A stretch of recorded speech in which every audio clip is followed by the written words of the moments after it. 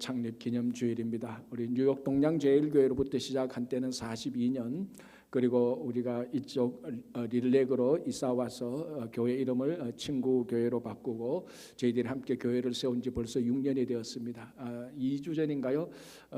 친구 목사님하고 같이 얘기하다가 우리가 릴렉이 온 지 6년이 됐다니까 깜짝 놀라더라고요. 자기 기억에는 3년밖에 안 된 것 같더라고요. 그게 아마 그 지난 세월 6년 동안에 또 코로나 팬데믹이 있어서 온 세상이 어수선하다 보니까 세월이 훨씬 더 빨리 지나간 것입니다. 저도 한 3년 정도 된 것 같은데 6년이 지났더라고요.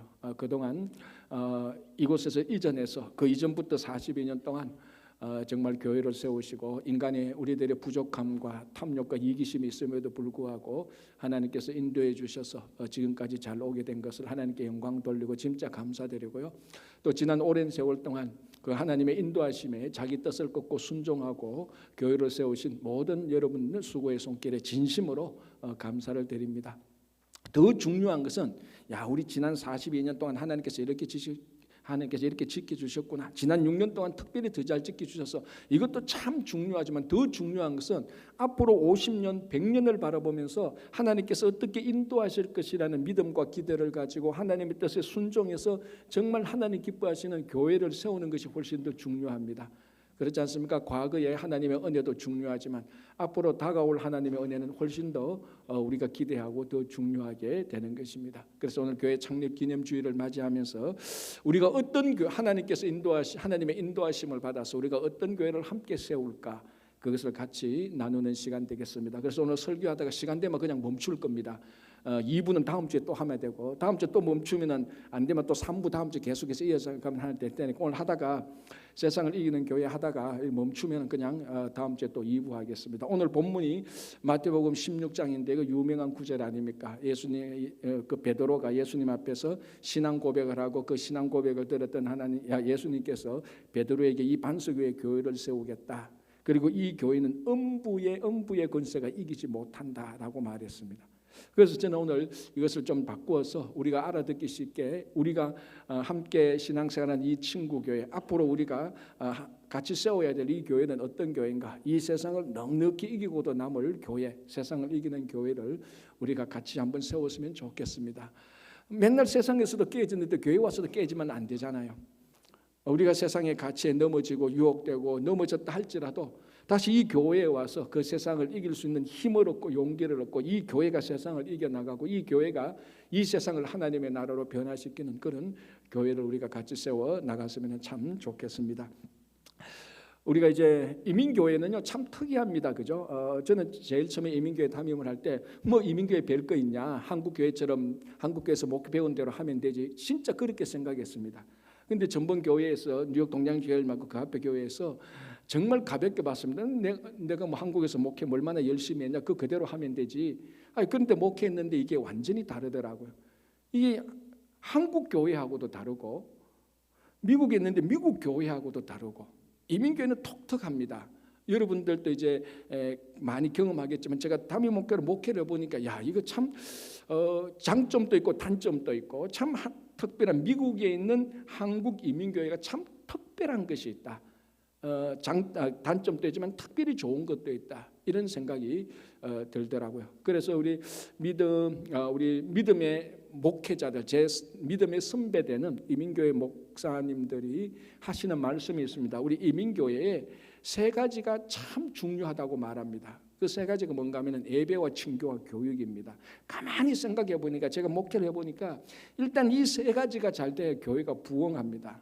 우리가 지난 주간에 우리 이번에 새롭게 이제 시작되는 시무 장로님들과 함께 교회에 대해서 함께 우리가 같이 시간을 나누었습니다. 그때 이 말씀을 나누는데요, 교회가 부흥하는 데는 하드웨어와 소프트웨어가 있습니다. 하드웨어는 로케이션, 빌딩, 파킹 이런 것들이죠. 이런 것들이 잘 갖추어져 있어야 되고, 소프트웨어는 뭐냐?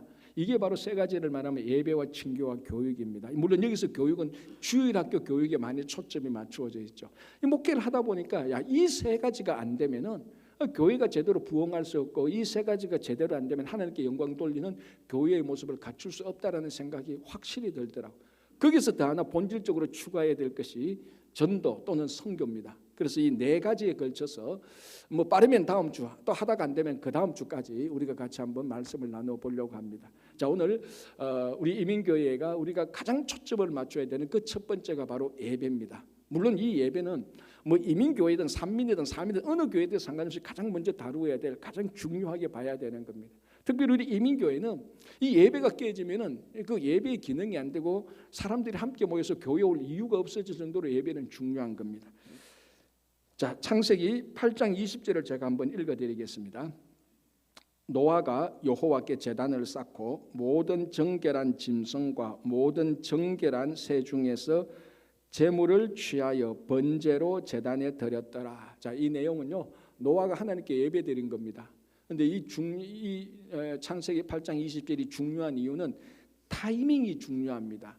노아가 하나님께 예배를 드렸는데 언제 드렸냐는 겁니다. 이 타이밍이 언제냐는 겁니다.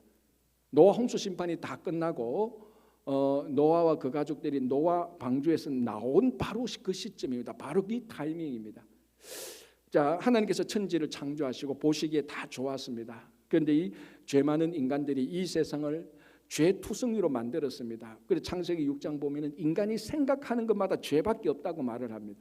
어떤 생각을 하고 어떤 말을 하고 어떤 행동을 해도 하나님 보시기엔 다 죄밖에 없습니다. 그 죄가 관령에 딱 꽉 찼습니다. 그래서 하나님께서 천지를 창조하신 이후로 처음으로 온 세상을 심판해 버렸습니다.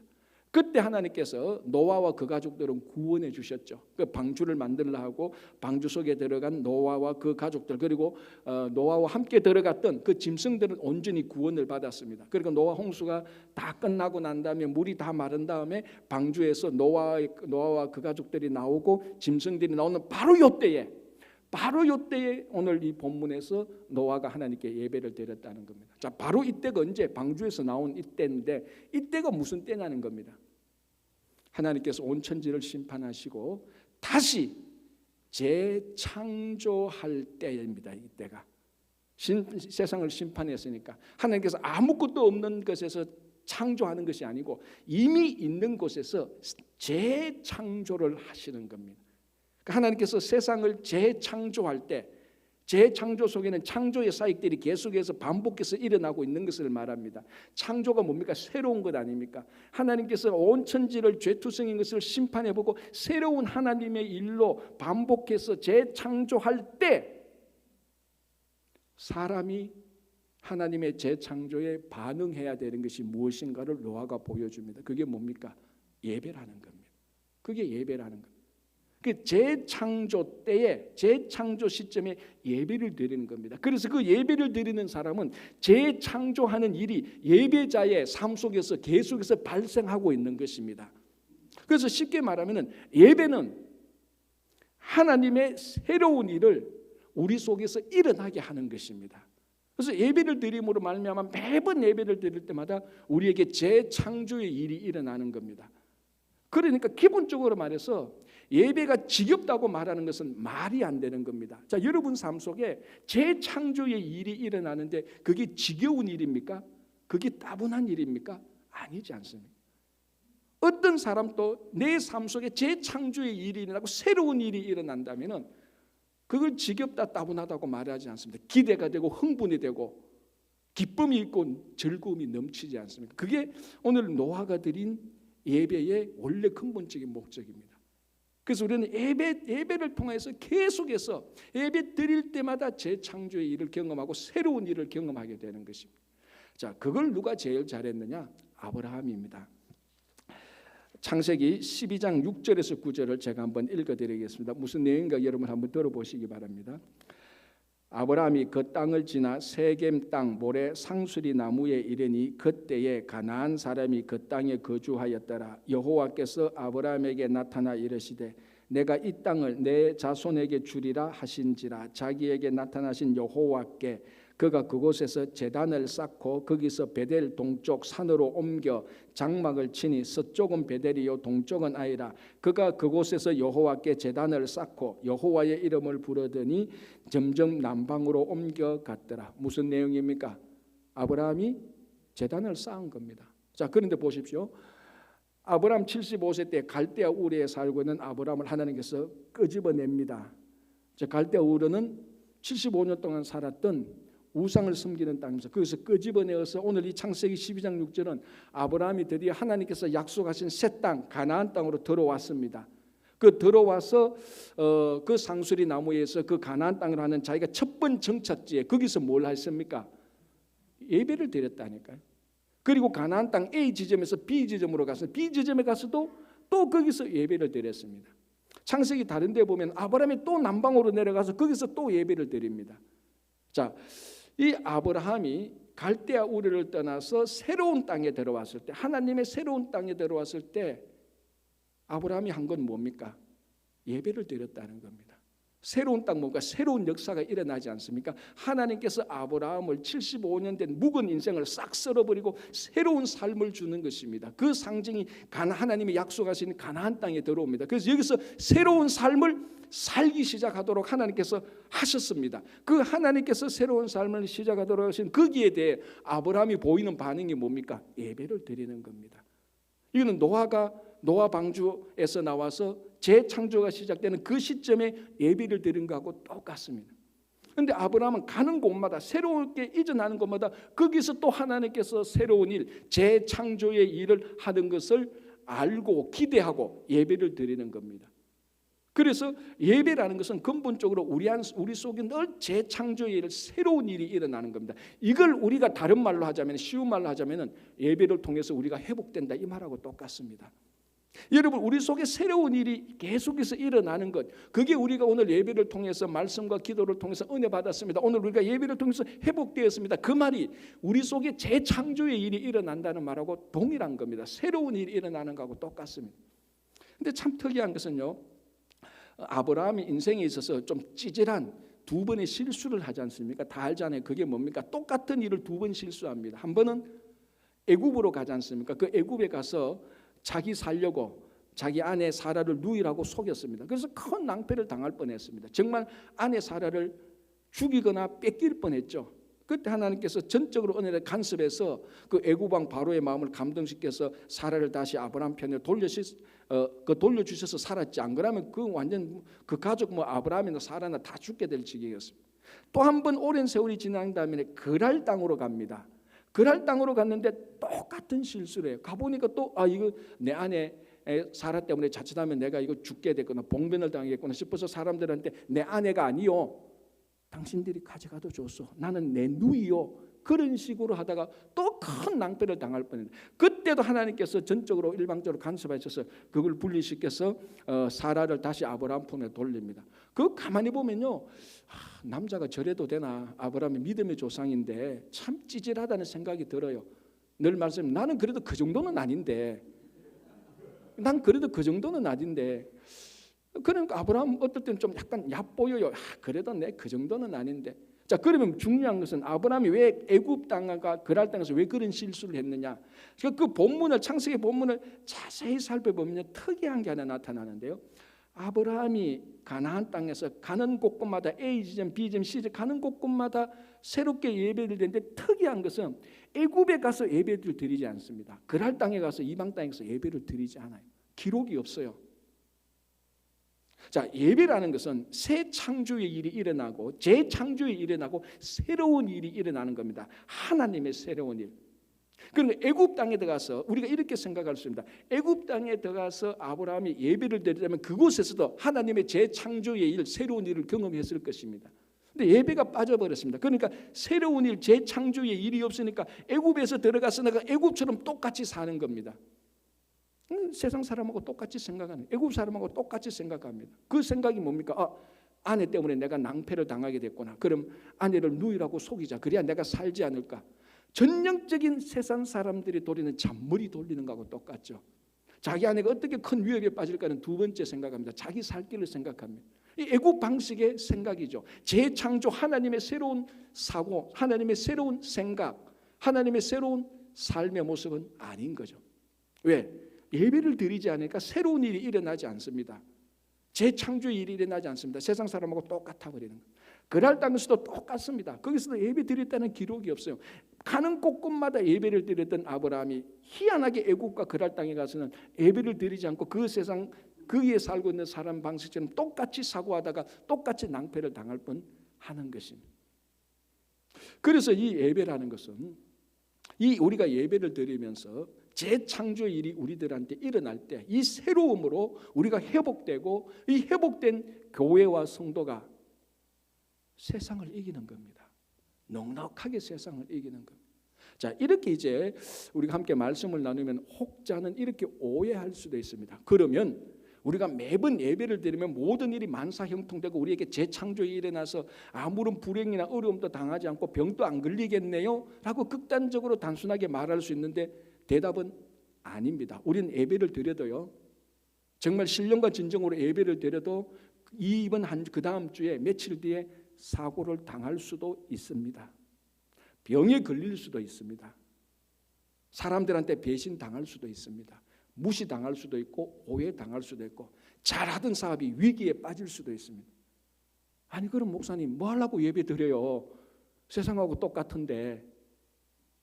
물론 그렇게 생각할 수도 있습니다. 그러나 우리가 예배를 드림으로 말미암아 우리 속에 하나님의 재창조의 일에 새로운 일이 일어나는 것을 매번 경험하는 사람 속에도 세상 사람처럼 불행이 닥치고 고난이 닥치는 이 겉모습은 똑같지만 그 어려움과 불행이 당했을 때 어떻게 그 일을 대처하는가, 어떻게 그 일에 대해서 극복하느냐가 본질적으로 다른 것이죠. 우리는 불행이 당하고 고난 당해도 사고가 나도 사업이 위태위태해도 우리는 여전히 그 속에서도 그런 상황 가운데서도 예배를 드림으로 말미암아 하나님의 재창조의 일을 경험함으로 그 불행과 고난을 딛고 일어서는 겁니다. 그게 근본적으로 다른 것이죠. 그 세상은 어떻습니까? 그 고난과 어려움이 닥치면 남 탓하고 한탄하고 인생 한탄하고 환경 탓하고 그 환경 상황 탓하다가 인생 망하고 늘 불평과 원망으로 살아가는 사람들입니다. 그러나 우리 성도들은 똑같이 불행과 고난이 당해도 예배자들은 그 예배를 드릴 때 하나님의 재창조의 일이 일어나기 때문에 어떤 불행과 고난 속에서도 하나님의 새로운 일을 경험함으로 그 일로 말미암아 그 고난과 불행에서 또 일어나게 되는 것입니다. 그래서 원망과 불만이 있는 게 아니죠. 하나님께서 구원해 주신 그 기대와 믿음과 감사가 있는 것입니다. 그게 예배자들의 삶의 모습입니다. 그래서 여러분, 이 초대교회 성도들은 특별히 이 예배를 주일 예배와 연관시켰습니다. 주일 예배와 연관시켰다는 말은 무슨 말인가 하면 안식일 예배가 아닌 주일 예배였다는 겁니다. 자, 원래 구약의 예배는 우리 쉽게 말하면 안식일 예배였습니다. 그런데 예수님께서 부활하신 안식일 다음 날 예수를 믿는 사람들이 모여서 주님의 부활을 기억하면서 자연스럽게 안식일 예배에서 주일 예배로 바뀌어지기 시작합니다. 자, 안식일과 주일은 많은 부분에서 똑같습니다. 그러나 완전히 똑같지는 않은데 결정적인 차이가 뭐겠습니까? 여러분, 안식일하고 주일하고 어렵게 생각하시면 제일 쉽게 생각합니다. 뭐가 결정적인 차이겠습니까? 여러분들 너무 고상하게 생각을 합니다. 달려고 보면 안식일은 토요일이고 주일은 일요일이에요. 그게 결정적인 차이예요. 가장 결정적인 차이입니다. 그래서 이걸 더 말하면 안식일은 하나님 창조의 마지막 날입니다. 주일은 안식일 다음 날인데 주일은 하나님의 재창조하는 날의 시작입니다. 이게 근본적인 차이가 있습니다. 그래서 안식일 예배를 드림으로 말미암아 세상의 모든 수고와 모든 고난이 다 거기서 해결됩니다. 다 풀려집니다. 쉼을 취하여서. 이 굉장히 중요한 예배죠. 그러나 주일 예배는 그 주일 예배를 드림으로 말미암아 새 창조를 경험합니다. 그게 뭐냐면은 주님의 부활을 경험하는 것 아닙니까? 원래 제가 몇 번이나 말씀드렸습니다. 주일은 안식일 다음 날, 지금의 달력으로 보면 일요일 날 아침에 예수 믿는 사람들이 모여서 주님의 부활하심을 기념하는 모임으로부터 시작되었습니다. 그것이 이제 안식일 대신에 주일로 이제 대체되는 거죠. 그래서 주일의 본질적인 것은 주님의 부활을 경험하는 겁니다. 여러분, 주님 하나님께서 하신 재창조 가운데 가장 위대한 재창조가 뭡니까? 그게 부활입니다. 죽음을 잊고 죽음을 극복하고 나타난 하나님의 재창조의 일, 그게 부활 아닙니까? 그게 주일 날입니다. 그래서 주일 예배라는 것은 안식일 예배를 뛰어넘어서 주일 예배를 드림으로 말미암아 우리 삶 속에 하나님께서 예수 그리스도를 통해서 죽음을 이기신 부활의 새로움, 그 재창조를 경험하는 것이 주일 예배라는 것입니다. 이런 날이 지겨운 날입니까? 이런 날이 따분한 날입니까? 여러분, 이런 날은 위대하고 위대한 날입니다. 그래서 지나간 세월 동안에 무너지고 깨어지고 어둠 속에 있었던 죽음의 삶을 살았던 우리가 매번 주일 예배를 드림으로 말미암아 재창조를 경험합니다. 그 결정적인 사건이 부활의 사건이죠. 그래서 부활은 뭡니까? 죽음조차도 이기는 사건 아닙니까?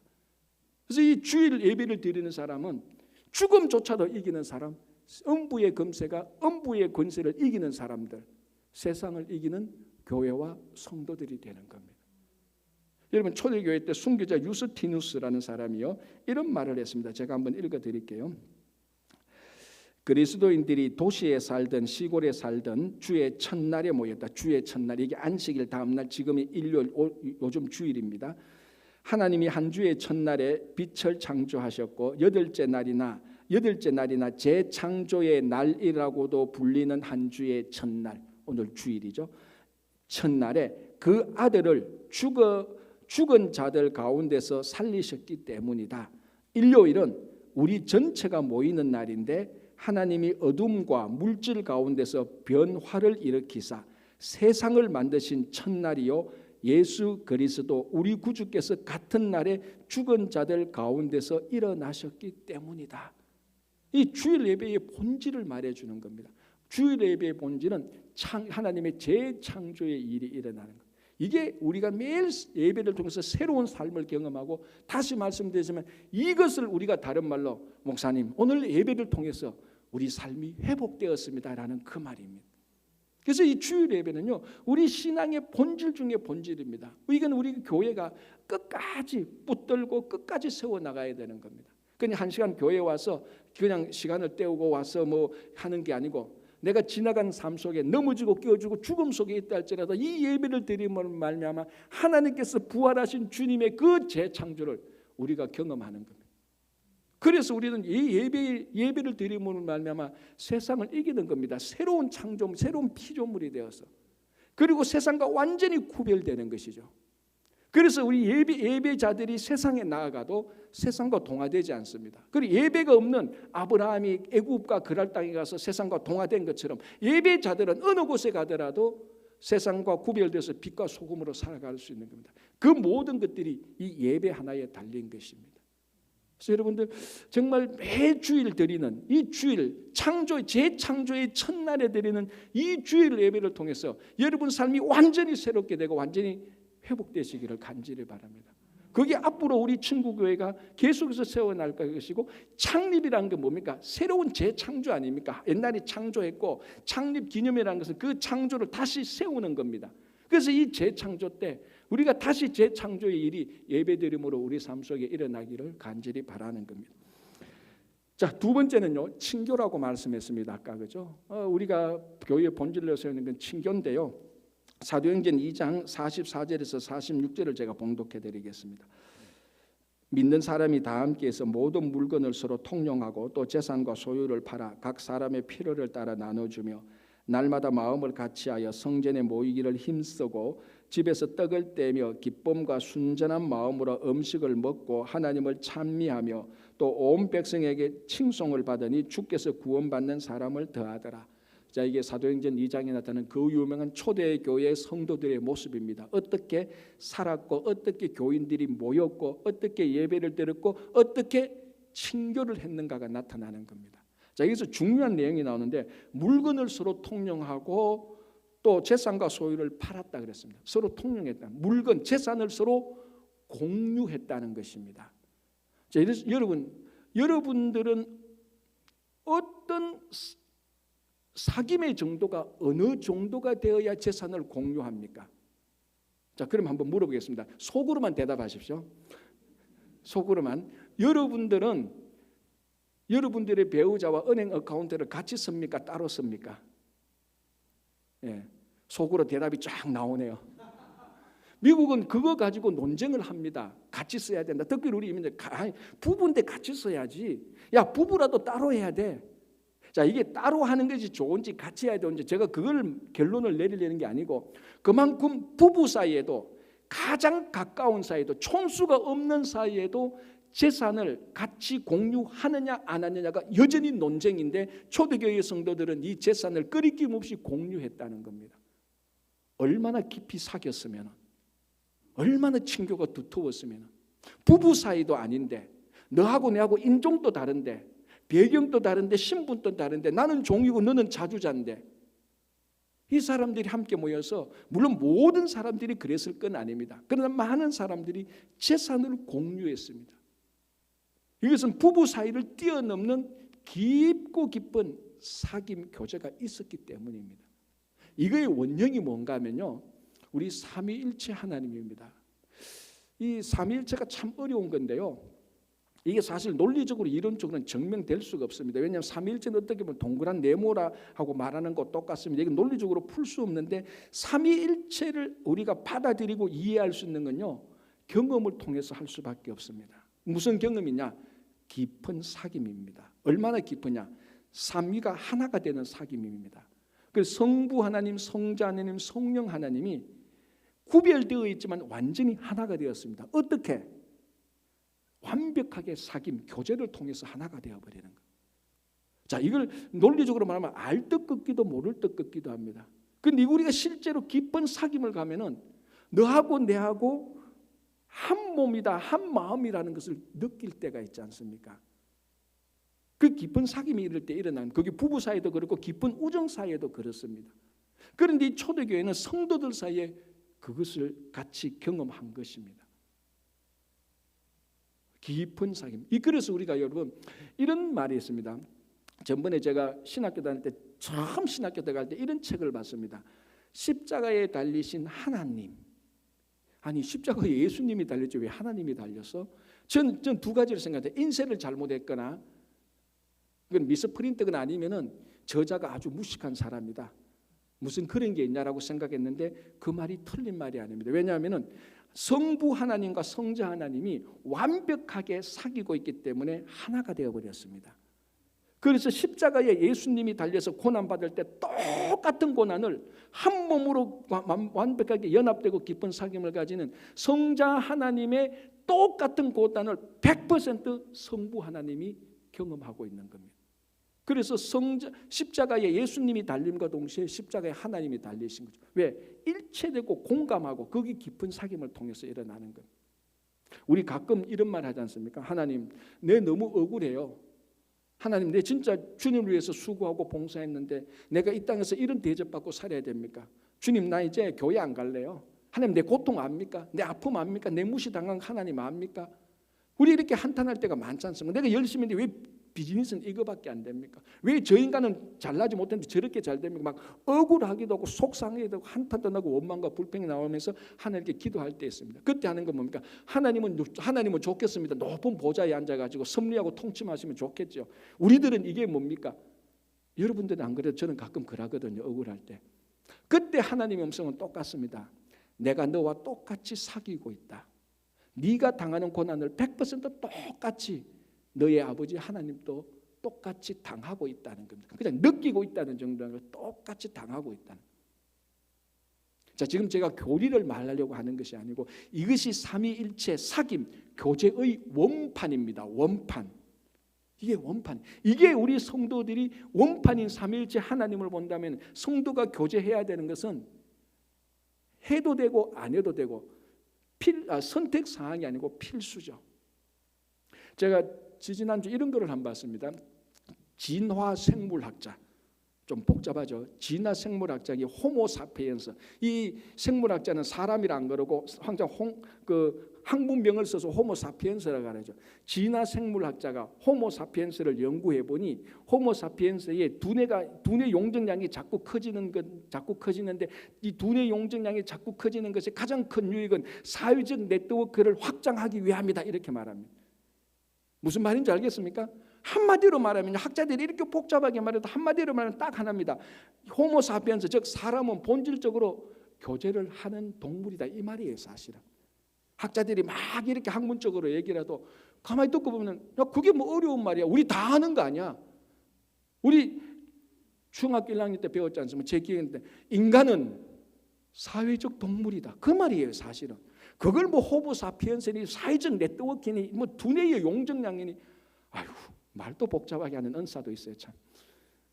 무슨 말인가 하면 지금 저는 삼위일체 하나님을 봐도 그리고 삼위일체 하나님을 부정하는 진화론자들, 진화생물학자들이 봐도 진화생물학자들이 사람을 봐도 삼위일체의 하나님께서 우리 인간을 보는 관점도 똑같이 동일한 게 있는데 그게 뭔가 하면은 모든 피조물은 또는 모든 호모사피엔스는 똑같은 존재입니다.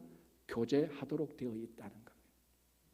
제가 왜 이걸 중요하게 말하는가 하면요, 어떤 분들은 교회 그러면은 예배, 봉사, 섬김, 전도, 교육 이렇게 하고 친교를 빼는 사람들이 있어요.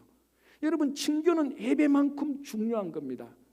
자, 우리 성도들이 예배 안 드리면 안 되지 않습니까? 그 이견이 없지 않습니까? 그런데 어떤 성도들은 친교는 안 해도 된다라고 생각하시는 분들이 있어요.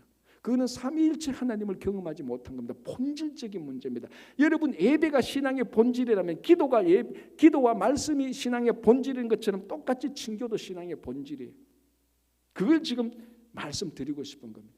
그런데 문제는 우리 이민교회에서 제일 민감한 이슈가 바로 이 친교라는 겁니다.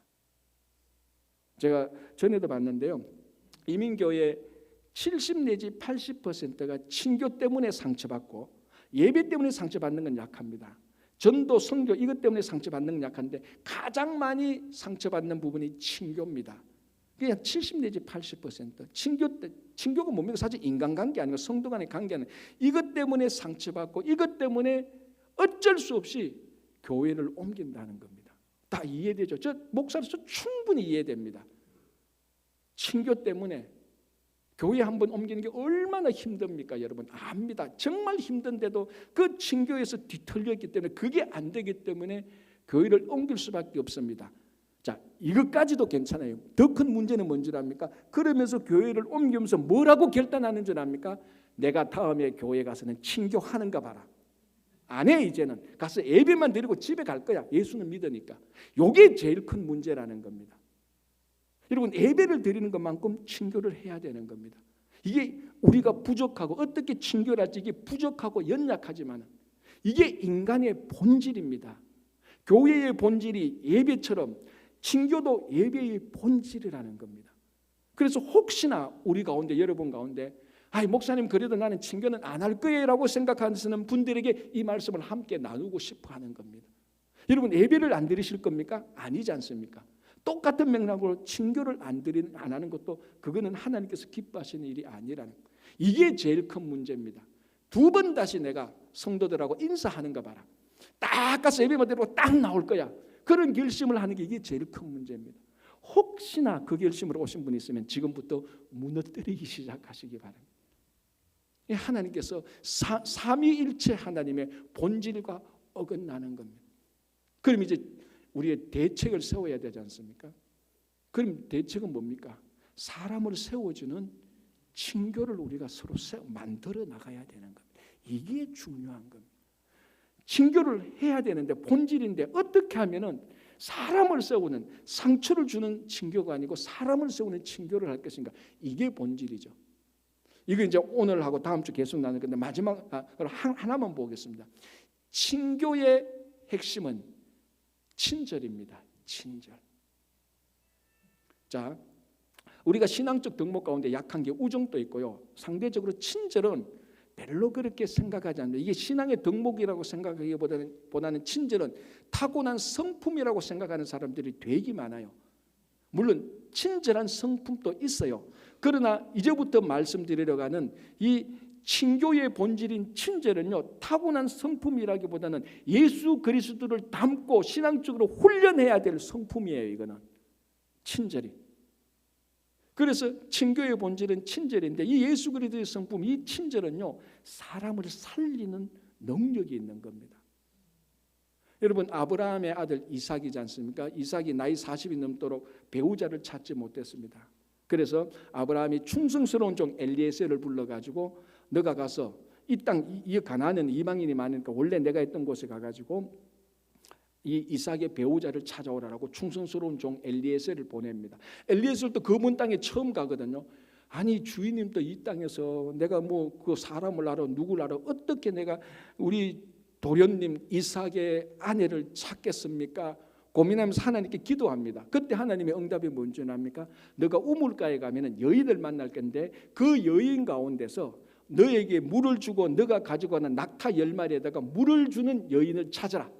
그 여인이 이삭의 아내가 될 것이다. 그래서 우물가에 갔는데 여인이 있는데 이 여인이 나그네입니까? 예, 물 좀 드시죠. 목마르서는 물을 주고 그냥 가는 게 아니고 낙타에게도 물을 다 먹이는 겁니다. 너희들도 목마르겠구나 물을 주고 나그네입니까? 오늘 밤에 주무실 데 있습니까? 없으면 저희 집에 오십시오. 이 여인 이름이 리브가예요. 그래서 엘리에셀이 2번 다른 여자 볼 것 없이 리브가를 데리고 와서 이삭의 아내로 맞이합니다. 여러분 같으면은 이 리브가의 친절함의 또 본성은 배려 아닙니까?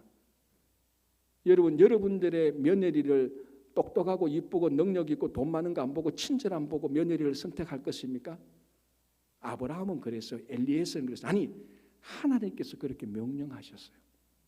내 약속이 자신 아브라함의 아들 이삭의 아내 아브라함의 며느리는 친절한 여인을 선택해라. 그게 사람을 살리니까. 배우자들도 그렇습니다. 열심히 연애할 때는 열정적인 사랑으로 서로 좋아합니다. 그럼 뭐 열정이 오래 갑니까? 오래 못 가지 않습니까? 그러면 남는 건 뭡니까? 서로 남는 것 가운데 서로를 아름다운 부부로 계속해서 이끌어가고 있는 것은 서로 간에 배려하는 거예요. 그게 친절입니다. 친절은요 정말 사람 죽이는 거 일도 아니에요. 불친절하면요. 제가 경험했잖아요. 제가 그때 한번 그런 얘기도 했지 않습니까? 미국 처음 와서 그 운전면허증 하러 DMV 가야 되는데요. 그 DMV 여직원이 얼마나 분칠을 하든지요. 제가 기가 팍 죽었다는 거예요. 그래도 한국에서 대학원까지 나왔는데 그 앞에서 영어 한마디 못했다는 거 아닙니까? 원래 말도 더듬하는데 영어 하려니까 이거 뭐 왔으면 딱딱딱딱 막 닦아 세우는데 무슨 말을 해야 될지 그때만 생각하면 아직도 등에서 식은땀이 나와요. 언제 한번 만나면 내가 한번 하도 억울해서 그래요.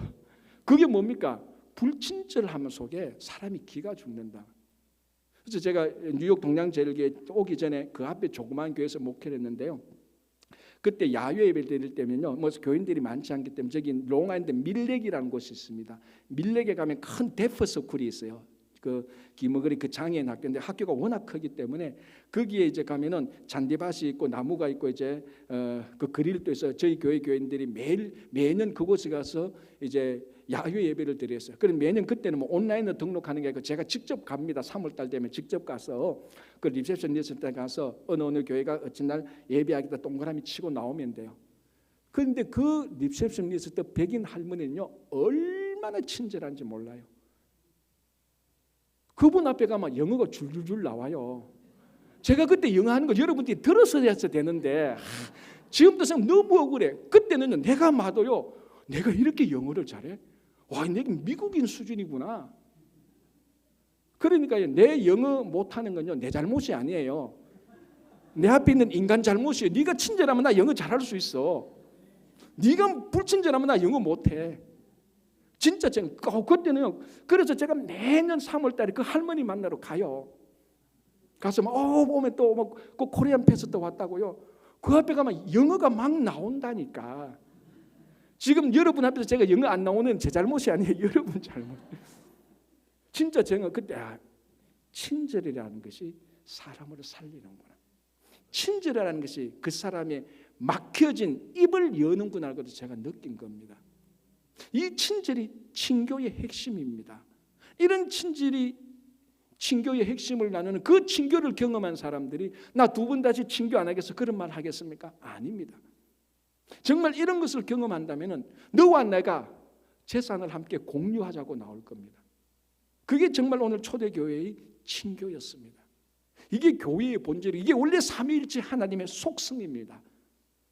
이것을 우리가 부족하지만 연약하지만 이것을 우리가 함께 세워나가고 하나님께서 인도하심에 여기에 우리가 순종해서 이 친절 속에 있는 배려, 남을 생각할 줄 아는 나 말고 다른 사람을 먼저 생각할 줄 아는 그 배려와 함께 친절을 갖출 때 친교는 정말 아름다운 친교가 될 것입니다. 이게 신앙의 본질 아닙니까? 공동체의 본질입니다. 뭐 두 번째, 세 번째 있지만 이제 멈추고 다음 주에 좀 더 보겠는데요. 오늘은 예배 그리고 친교의 앞부분을 봤습니다. 여러분, 세상을 이기는 교회는요, 예배에 달렸습니다. 새로운 일이 일어나고 재창조가 일어나시기를 바랍니다. 그리고 친교, 세상이 감당하지 못한, 세상 사람들이 절대 재산을 공유하지 못해도 우리는 재산을 공유할 정도까지 깊은 사귐을 가지면서 생명을 살리는 우리 모두가 되기를, 친구교회가 되기를 간절히 바랍니다. 기도하겠습니다. 하나님 아버지, 감사합니다. 지난 42년 동안 또 리들렉으로 이사와서 6년 동안 하나님께서 저희 교회를 지켜주신 것을 감사하며 더 큰 기대를 가집니다. 앞으로 50년, 100년을 바라보면서 하나님께서 우리 친구교회를 살려주고 세워주는 인도하심에 우리가 잘 순종할 수 있도록 도와주시옵소서. 감사하오며 예수님 이름으로 기도합니다. 아멘.